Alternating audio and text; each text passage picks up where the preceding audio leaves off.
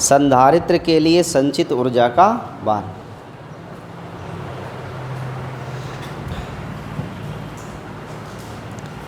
देखो कैपेसिटर है, संधारित्र है, उसका उपयोग तो हमें करना है। अगर आपसे पूछा जाए कि संधारित्र का उपयोग कहाँ कहाँ करते हैं तो उसका 2-3 उत्तर आप दे सकते हो। एक तो संधारित्र का उपयोग करते हैं वैद्युत आवेश को एकत्रित करने के लिए या वैद्युत ऊर्जा को संचित करने के लिए, एक उपयोग ये होता है।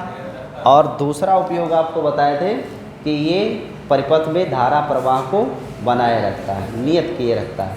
और तीसरा उपयोग आपको बता सकते हैं हम कि इसका उपयोग ट्यूनिंग के लिए कर सकते हैं। किसके लिए? ट्यूनिंग के लिए, जैसे वॉल्यूम बढ़ाना घटाना जो रेडियो में लगा रहता है ना, वो भी कैपेसिटर होता है। अब इसके बाद आप जो पढ़ने जा रहे हो वो क्या है? संधारित्र में संचित ऊर्जा का मान। ऊर्जा का मान। कोई कैपेसिटर है, उसके अंदर कितनी एनर्जी स्टोर हो सकती है, इसका व्यंजक सीखना है। अब इसमें से एक क्वेश्चन है कि क्या ये बोर्ड परीक्षा में आता है? तो इसका उत्तर है यस, ये एग्जाम में आता है। ठीक है, संधारित्र में संचित ऊर्जा का मान, ये व्यंजक आता है। लेकिन इसके दो व्यंजक हैं। एक व्यंजक साधारण है ऐसे, हाफ CV²। एक ये व्यंजक है और एक व्यंजक होता है प्रति एकांक आयतन की ऊर्जा 1/2 ε0E²। बात मत करो जी, आप समझ नहीं रहे हो। माइक बंद करने का मतलब है गला फाड़ के चिल्लाना, इसीलिए हम लगा रखे हैं। आराम से बोलते हैं, आपको सुनाई दे। बंद कर देंगे, ऐसे बंद कर दें, आवाज़ सुनाई दे रही है नहीं ना, फिर चिल्लाना पड़ेगा यहाँ से किस चौराहे तक, तब आवाज़ जाएगी। और ये रहता है तो आराम से सुनाई देती है। हाँ, तुम लोग बंद करवा दिए, गया भी लग रहा है। हेलो, हाँ सही। देखो ये जो संधारित्र है, इस संधारित्र की ऊर्जा के दो आयाम पढ़ने हैं, दोनों इंपॉर्टेंट है। एक फॉर्मूला हाफ CV² है, ये पढ़ना है। और दूसरा आपका है 1/2 ε0E²। ये वेरी इंपॉर्टेंट है। और ये कितने नंबर में आता है? 3 अंक में आता है। कितने अंक में आएगा? 3 अंक में। तो ये व्यंजक आ सकता है। तो शुरुआत यहाँ से करेंगे, पहुँचेंगे यहाँ तक। तो आज शुरुआत करते हैं। लिखिए, माना कि किसी संधारित्र की धारिता कैपिटल C, संधारित्र की धारिता कैपिटल C,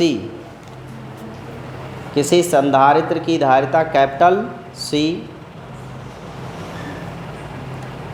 योम प्लेटों के बीच विभवांतर V फॉर वैन, प्लेटों के बीच विभवांतर V है। प्लेटों के बीच विभवांतर V है तब।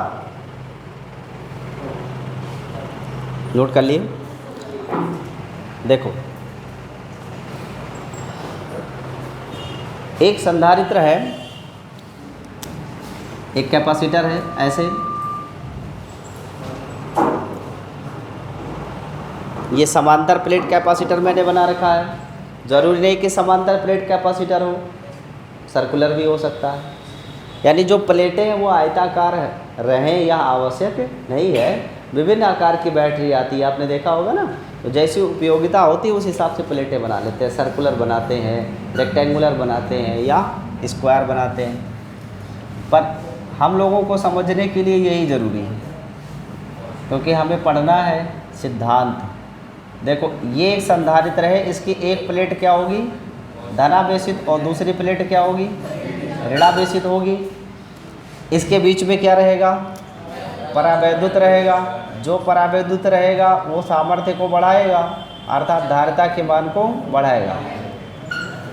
यहाँ पर हमने माना कि इस प्लेट के सिरों के बीच का विभवांतर क्या है? V। और यह विभवांतर तब आया होगा जब इस संधारित्र को किसी सोर्स से जोड़ा गया होगा ना। कौन सा सोर्स? बैटरी अथवा सेल। भाई पहले कैपेसिटर को चार्ज करना पड़ेगा ना। जब ये हम बनाए तो ये डिस्चार्ज था, फिर इसे हमें करना होगा चार्ज। जब चार्ज करेंगे तभी तो इसके अंदर एनर्जी आएगी, तभी तो ये चार्ज को स्टोर करेगा।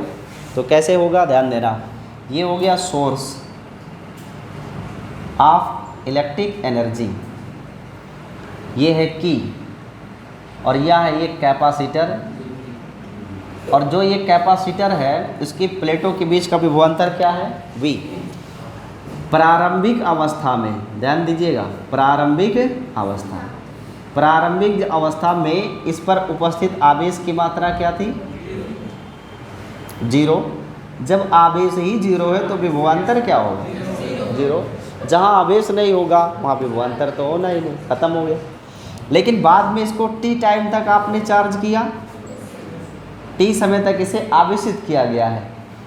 तो अगर आवेशित करेंगे तो आवेशन के बाद क्या स्थिति होगी,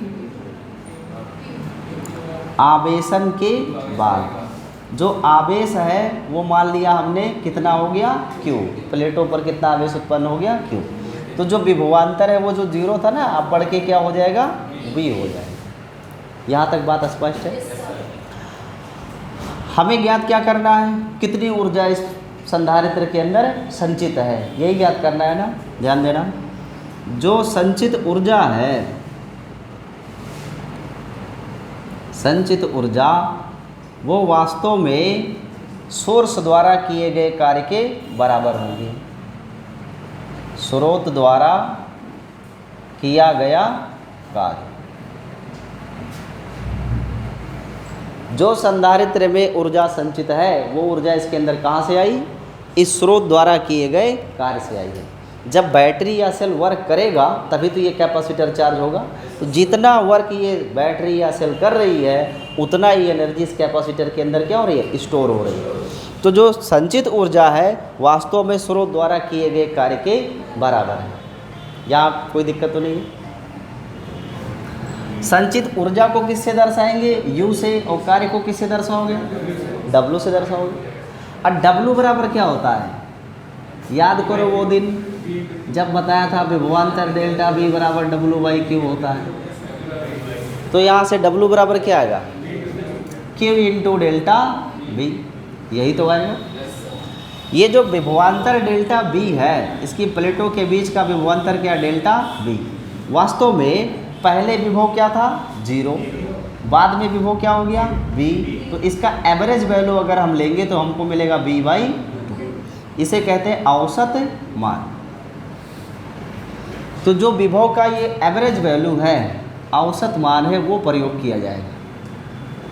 तो U बराबर मिला Q इंटू औसत मान डेल्टा V को क्या लिखेंगे, V/2। तो यहाँ से U बराबर क्या मिला, 1/2 Q इंटू V। ये बात स्पष्ट है, इसमें तो कोई प्रॉब्लम नहीं है। अब इसके बाद देखो, आपको पता है, क्या पता है कि जो धारिता C होती है वास्तव में ये आवेश और विभवांतर का अनुपात होती है। C बराबर Q/V होता है। तो यहाँ से हमको Q बराबर क्या मिलेगा, Q बराबर मिलेगा C इंटू V, मिलेगा कि नहीं।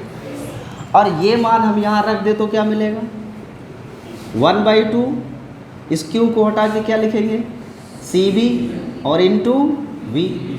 तो V का V से गुणा करोगे क्या है, हाफ CV।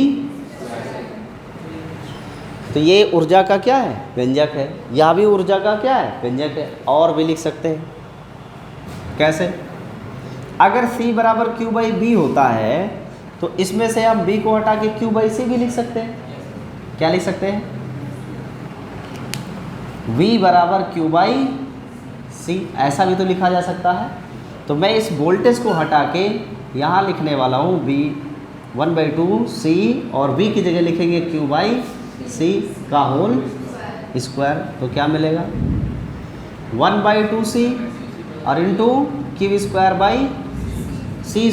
और जो C स्क्वायर है उसे 2 बार C इंटू C लिख सकते हैं। कटे नहीं जाता है जी, भाग हो जाएगा। तो C से C का भाग करेंगे 1 आएगा। U की वैल्यू क्या मिली, 1/2 Q² बाई C। तो यहाँ पर आप देखो 1 2 3, ये 3 समीकरण आपको मिल रहे हैं। ठीक है, जो ऊर्जा के कितने समीकरण मिल रहे हैं? 3। 1/2 QB भी एनर्जी का वैल्यू है, हाफ CV² भी एनर्जी की वैल्यू है, और हाफ QV²/C भी एनर्जी की वैल्यू है। बट ये सभी मान आए कहाँ से? मूल ये है, जो ये कैपेसिटर है, इस कैपेसिटर के अंदर जितनी ऊर्जा संचित है वो ऊर्जा वास्तव में इस सोर्स द्वारा किए गए कार्य से ही आ रही है। और कार्य कितना होगा वो कार्य ही मैंने ज्ञात किया है। ये सभी कार्य के अलग अलग क्या है? फॉर्मेट हैं। बात समझ में आई है? तो पहले परिभाषा लिखिए कि ऊर्जा है क्या। लिखिए, किसी संधारित्र, पहले लिखो, किसी संधारित्र को आवेशित करने में किया गया कार्य ही, किसी संधारित्र को आवेशित करने में किया गया कार्य ही, संधारित्र को आवेशित करने में किया गया कार्य ही, संधारित्र